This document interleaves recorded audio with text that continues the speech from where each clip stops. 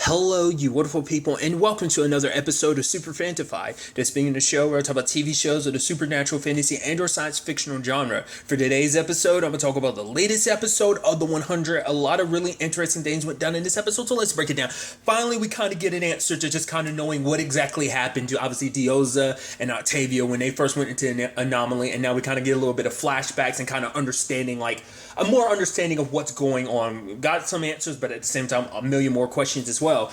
But nevertheless, like, obviously Octavia shows up. It turns out, like, when she crossed the anomaly, obviously, like, her hand gets healed up and everything. She's on a different planet or something. So it's like, what's up with this? She runs into Diosa. Diosa's about to pop. It's like, no, you said you were 6 months pregnant. She's like, yeah, that was 3 months ago. She's like, I literally just came in behind you. And it didn't correlate in my head to think about that because they literally explained that at the end of the episode. Gabriel's like, hold on, because we don't know, like, we could be, scattered months apart. And it's like, yeah, like, Octavia followed seconds after Diosa, and they ended up being apart for 3 months. And obviously, Octavia's being there, obviously helps her, give birth to hope and everything. And it's so interesting because, like, Octavia ended up putting her pinky, and like, oh, she's like, basically, like, thanks a lot, Bill, because it's so interesting. Like, it comes full circle in so many different regards because, like, obviously, like, Big Brother, because Bellamy's always looked after his sister. Like, it was always kind of his duty to, because she was always the kid that grew up, underneath the floor, because, like, you're only supposed to have one kid, and obviously their mom had two. So, Octavia was always meant to be a secret, so she grew up underneath the floors and stuff like that, and so Bellamy's always kind of been her protector. So it's interesting for her to kind of fill that role for someone else, a child. It's actually interesting. I'm going to be skipping around a little bit, but I think the parallels are really interesting. How they basically set out Octavia and Hope's relationship very much like Clark and Maddie's, because it's like, oh, like, you're talking about, she's like, yeah, I'll bring Clark and Bellamy, and it's like, and Murphy too, and it's like, yeah, because, like, she's heard about these people through stories much like Maddie did. Like, for Maddie, like, all she knew about these people were the stories that Clark told her. So it's just interesting how that kind of worked out like that. But it is a situation of Octavia is trying to get back. But obviously it's not the easiest thing because the anomaly is literally, like, you'd have to go super deep into the water to get to the anomaly. And obviously it's a thing of Diosa's trying to get her to realize it's like, we have such good stuff here. The fact of the matter is, because we even learned present day, like, Hope was like, yeah, Diosa, like, no, Octavia had, like, because we end up finding out Octavia has actually been there for 10 years, which I think is interesting because last season, it's like, well, her hair's grown. She must have been in there for, like, months or something like that. Like, maybe they said years, but, like, to my recollection, they only made it seem like she was gone for months. Maybe that's something they retroactively changed. To be fair, she's like a, young adult, so it's a thing of, like, maybe 10 years doesn't look too much on her. Like, I mean, I don't know what age they're actually supposed to be. I'm assuming they're, like, their mid-20s, late 20s, maybe. It's kind of what they're, obviously they got them when they were 18, but still. You don't 100% know all the time frame of just, like, how much time has passed in every regard. You kind of have an idea, but kind of don't. Regardless, the fact of the matter is she was actually in, she'd been gone for 10 years. Apparently she spent 6 of that trying to get back to Bellamy. So you're like, oh, did she just finally just kind of give up? But it's like, she kind of had literally no other options. Her last hope of getting back to Bellamy kind of didn't work out. But we'll kind of break that down. But I thought that was such a fascinating. Oh, since I'm right there, I'll talk about it. Because, like, Diosa was just kind of, like, always giving her the things of, like, oh, it's not going to work. Because, obviously, Octavia's like, okay, if I can hold my breath. But, basically, she's like, you're not trained enough and stuff like that. Because, obviously, Diosa comes at it from, like, SEAL training perspective of, like, if your body's not adjusted to it, like, your eardrums can burst and just, like, a whole bunch of shit could go wrong. And, like, yeah, you might go through the anomaly, but, like, you won't know because you'll have passed out just from all of it. So more time passes, and it's just like, obviously she's spending time gardening with they're trying to grow fruits and stuff like that. I mean, vegetables and stuff. Her and, like, Hope, but then they dig up a body, and it turns out, like, oh, it's a body of one of those soldiers. We learned their name. They're the disciples. We'll get to that soon enough, but. Octavia was like, oh, I can use this as a way to get deeper. I can use it almost like a diving suit. But Octavia is like, Diosa's like, no, like, the fact of the matter is whoever this guy is with might get alerted the moment you use the suit. She's like, this suit's super dead, so they won't even be able to register it. So she still was dead set on going back. But Diosa was like, No, it's like, because for her, it's like, why are we not good enough? We're your family too, aren't we? She's like, yes, you are. So for her, it's, I'm sure in Diosa's mind, it's like, oh, you rather choose your brother. The brother that cast you aside was going to leave you behind. To be fair, we're talking about the Bellamy who literally is still dealing with the aftermath of everything that, you know, Octavia had become in that time skip, you know? I forgot about that. I literally forgot about like the huge major time skip in between season 4 and 5. I literally let that slip my mind of like, that kind of gives you a scale of like, that's one of the few times you're actively told like how much time has ended up passing, regardless, like I said, tangents and all that. But nevertheless, you know, it's like, you know, for deals, it's like, we've been your family for these past couple years. Why are you so dead set on getting back to your brother? Like, it's not even worth, like, he gave up on you, you know? But it's, I'm sure in her mind, it's almost like a, oh, because he's actually your brother. It's a thing of like, this is like, it's a thing of like, that's also the last family she had. Like, especially because it's like, he's the dude that raised her and everything. And obviously, Diosa ends up breaking the helmet. She's like, you could be mad at me and everything, but she's like, I don't get why you want to go back. And for her, it's like, because I want to tell him I understand. And she ends up writing a letter kind of explaining that later on, like, everything that you've done for me, because it's almost history repeating itself, because what Bellamy did for her, she's doing for Hope. You know, it's like, she's like, all the darkness that was in me, like, Diosa was able to help me purge all of it, you know, with this whole Hope situation. So it's interesting because obviously, like, the same thing kind of happened to Clark. Like, Clark got redeemed and found kind of new light through Maddie. Obviously, that came through its complications, but it almost seems like, you know, so it's interesting the parallels there of like, it's a little bit of Clark, it's a little bit of Bellamy kind of mixed into that situation. I think it's just kind of fascinating, kind of make Octavia who she was, who she had kind of become. But present day, kind of breaking everything down, like, obviously, you know, I'm do apologize if I'm a little all over the place, but I'm trying to break everything down little at a time. But there's a whole situation of Hope getting her memories back, and even I was like, why the hell is it you got your memories back? I was like, that doesn't make any sense. So like, you go there and you lost your memories, but you come back and you get them. I was like, I don't get that. I think it kind of works a little bit like Kingdom Hearts rules. I know Kingdom Hearts reference of the day, because basically it's like whatever time, like in the time travel rules in that is when you, whatever period in time you time travel to, you can do all the things you're going to do, but the moment you return to your original time, you forget everything you ever learned. So I think it's the same thing. Like, I think with the anomaly, or rather the bridge, basically whatever your starting point is, like all memories associated with that starting point disappear the moment you go through the anomaly, unless like there's stuff later on saying like, oh, unless you have this certain equipment. But other than that, like, so for example, Octavia, her starting point was Sanctum. So the moment she got to Skyring, which we later on find out is beta, we'll get to that soon enough. The fact of the matter is like, oh, like I keep all my original memories plus these new experiences. But the moment she goes back to Sanctum, she lost all her memories because that's not her starting point. It's like when you go from A to B, going from B to A wipes away everything that you experienced during B. It's kind of like how I'm understanding it. So I thought that was such an interesting thing. You know, that I don't know if that's something they're going to bother diving too deeply into it, but it definitely seems like the equipment is necessary to negate that, because later on the disciples show up and they're like, wait, and it's so interesting because like their helmets have all this information about Octavia, and well, because it was interesting because at first they're like, wait, who are you? Are you Octavia or Diosa? So at that point, I guess like their files have to be updated. Like they know, well, I'm stupid. It's don't, because, all right, going back a little bit. Because Octavia threw the note in the water, that's how the disciples found them, because they thought like it doesn't work that way. And I thought that was so interesting.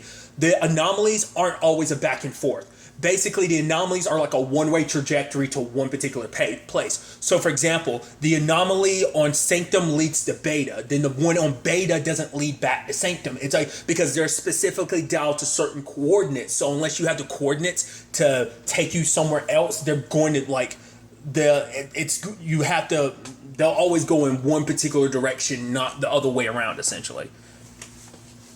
Or I think they're naturally designed like that anyway. So that means there has to be the portal to Sanctum has to be somewhere. Either you can change it to basically point you towards where you want to go, or there is another anomaly or bridge that goes directly to Sanctum. So it must be like kind of like there exists some circle of like bridges in this universe that kind of go, well, this one gets you to A to B to C to D, and D leads you back to A, maybe. Or you can change B to take you to A, or you can change C to take you to A. You know, like I said, if you have the coordinates and stuff like that. It's actually, like, when you get real technical about the technical aspects of it, it's actually really fascinating when you actually break it down. But because the note didn't go to Sanctum, it went to the disciples, but I was like, how did they know her name then? Like, don't they? Because we saw that they have like updated systems. Like, oh, this is what was it? This is Echo. That's Hope. That's Gabriel. It's like, how they know? I was like, right, because Octavia's letter referenced her, and but to be fair, she referenced Hope too. But I guess they wouldn't recognize that Hope. I don't know. Maybe because I'm like, if they knew those two were there, why wouldn't they immediately think that about Hope as well? But maybe they thought Hope was just actually they probably didn't realize it was a name. Maybe they thought it was just legitimate. Oh, the word Hope. They didn't realize it was a pronoun and not just like, a word. I'm not very good at, breaking down what type of word the word Hope is. Regardless.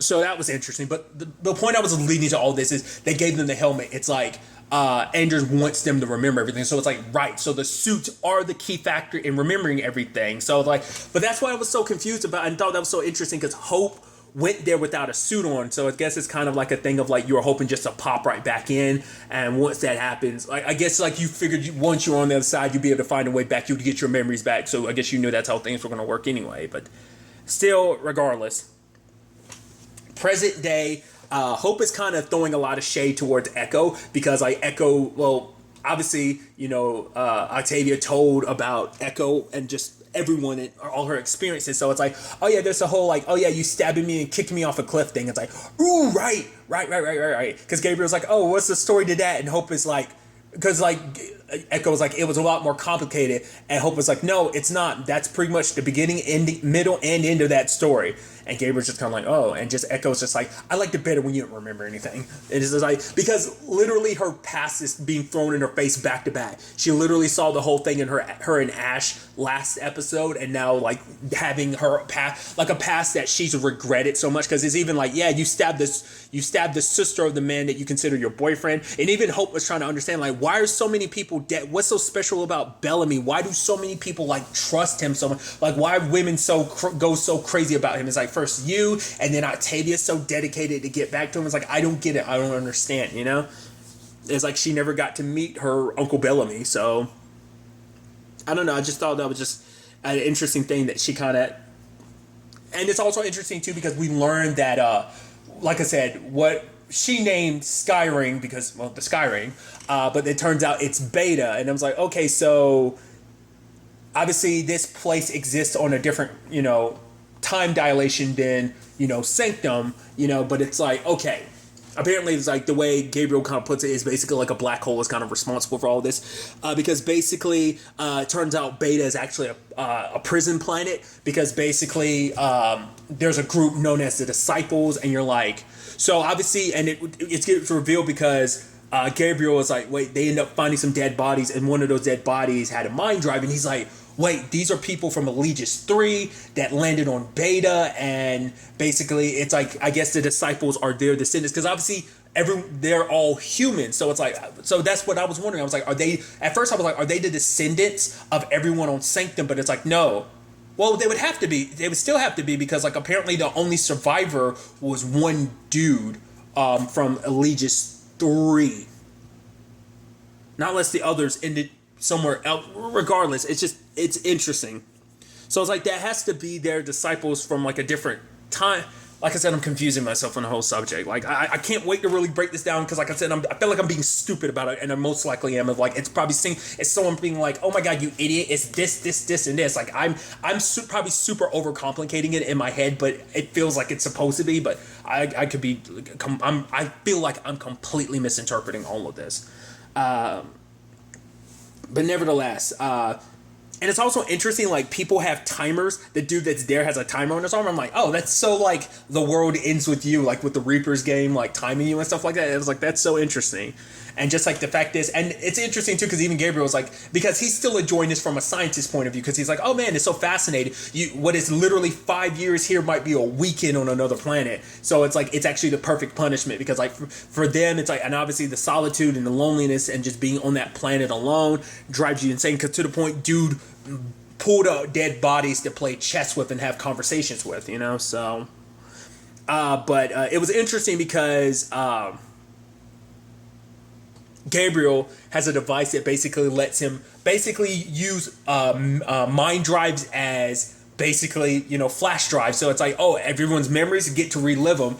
And basically the dude's whose memory he was taking, like, oh, he got to see Becca. And it's like, hey, I wonder if that's going to be her one time popping up this season. It's kind of interesting because, like, this, she's like, oh, it's so interesting, like, the adventure you're going on, all the, the anomalies and stuff like that. And it's just like, it's so interesting. She's like, oh, like, I'm envious and stuff. And it's like, it's so interesting you feel envious considering where your story ended up and what that gave birth to. Like, the whole lineage of commanders and stuff like that, like so much came from you. So that's why I think it's almost like ironic for you to talk about all the crazy stuff that they experience, which they do get to experience some crazy stuff, but it's like you never get to personally experience it to a certain extent, but it's like so much came down from you when it came to just everything. Because you basically look at everything that started with Becca when she landed back on Earth to like where everything was at the end of season 5. Like just all that was kind of like a vibe. Like it all came together because of her to a certain extent. So it's just interesting when you think about it. That she kind of has a legacy of her own. Obviously, Echo and Hope did not get along at first, but I think they found some like kinship because I think they can both. I think Echo can understand kind of what Hope did. It's like I wasn't trying to kill on Octavia. I just did that because Anders has my mom, and he's like, if I bring Octavia back, like all I had to do was tag her. She wasn't stabbing her to kill her. It's basically like stabbing her to like basically put a target on her for her to get yanked back. It's like basically stabbing her is like, oh, here's your coordinates. Because basically the way Hope described it is that basically the time travel aspect of like basically you locking onto someone's like mind, their consciousness, like the signature of their consciousness of their mind. Basically every mind has its coordinates, so it's almost a little bit if you've ever seen the show Travelers on Netflix, it kind of works a little bit like how their time travel works, where it's like you time travel with your conscience. It's not the same thing, but there's like tidbits of it there where it's like basically your mind gives you the coordinates of kind of like what to pull, so it's like, oh, so it's not like a consciousness is the only thing traveling your entire body is, obviously, but it's a thing of like their coordinates, so I thought that was interesting. Like the ones on Octavia were actually hopes to kind of bring her to Sanctum, but for her it's a situation of hers, like the way her stabbing Octavia basically is like you had to go deep for it to kind of get injected of like, okay, this is her. Oh, they locked her to her coordinates and yanked her back. So, which also begs the question, why do they want Bellamy? I guess they need Bellamy there to kind of get whatever they need from Octavia, I guess, to force her hand. I mean, they already have Dioza, but I guess it's like she's more likely to break because of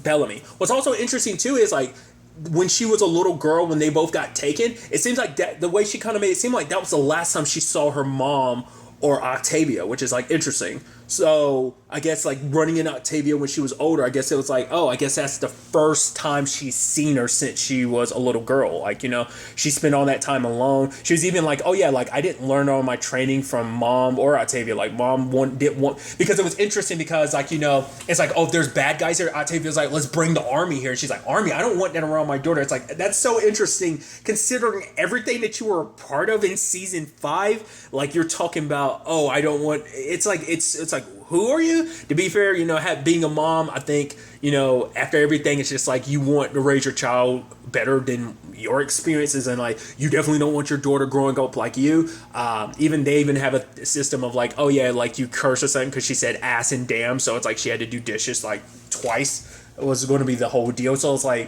it's so interesting. But I guess, that's what parenthood's, kind of supposed to do to you. I mean, it changed Octavia, so why wouldn't it change Dioza as well, So I just thought that was kind of interesting. But the point I was also making was like the level of betrayal of what Hope did, kind of going after Octavia like that, being like, I needed to save my mom. Like, I think to a certain extent, it's not the same circumstances, but I think Echo can understand because she's done a lot of betraying, because she did a lot for the sake of her queen. So I think it's a little bit of a same thing, yet quite different.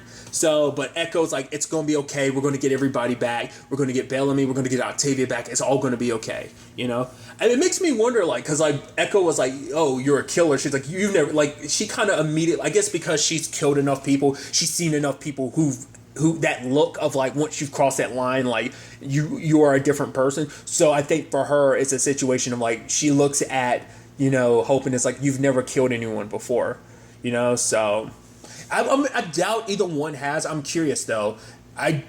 I wonder, has Dioza or Octavia ever told their story? Because I don't think, if I remember correctly, I don't think Clark told Maddie all her dark secrets, if I remember correctly. It's been a little while, so I might be remiss remembering, but I don't think she told her all her issues. So I mean, I doubt Dioza and Octavia would either, especially because Hope was such a little girl at the time. So it's like you probably don't want to have her like look at you a different way and stuff like that. Regardless, it's interesting because she basically for most of her life it seems like she had to grow up by herself. So I wonder in that time when Ender's like, oh yeah, we have your mom do this for us. It's like, maybe she saw her mom for the first time in years. Like, why did they have them all that time? I mean, to be fair, we're also talking about the fact is that they went to a different planet, so time works differently there too. So it's a thing of like, probably like it might have been a couple months for them, but it might have been years for Hope. So I mean, to be fair, once again, because Octavia looked pretty much the same because time works differently and stuff like that. So the sucky thing is that present day, just when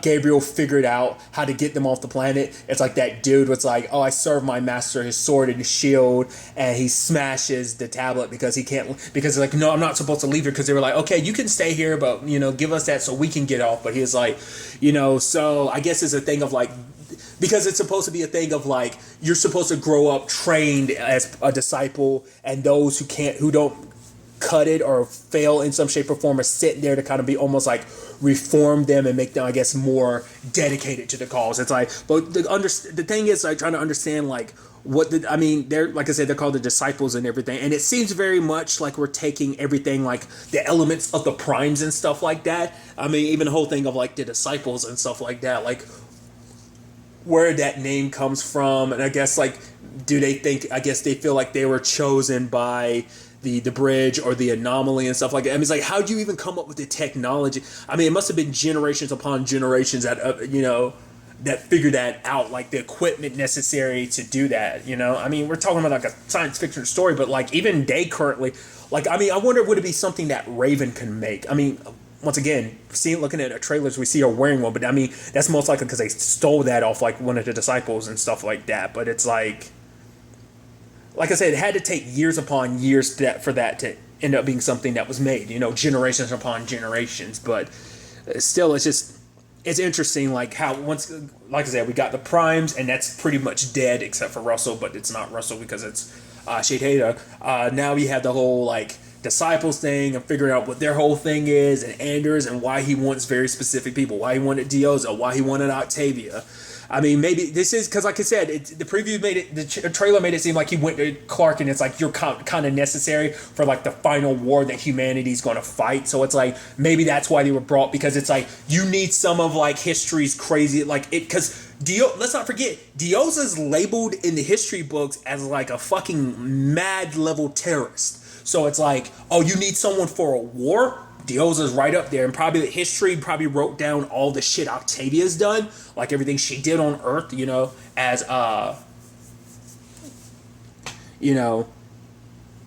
and so it's probably, that's probably bringing Clark too, everything that's probably history said about her as well, because sadly, like Clark, remember that was a thing, like Clark got lumped in with Dioza, so it might be kind of a similar thing in that regard of like, oh, we need to get like history's bads to like help us win this war. That might be what that's insinuating.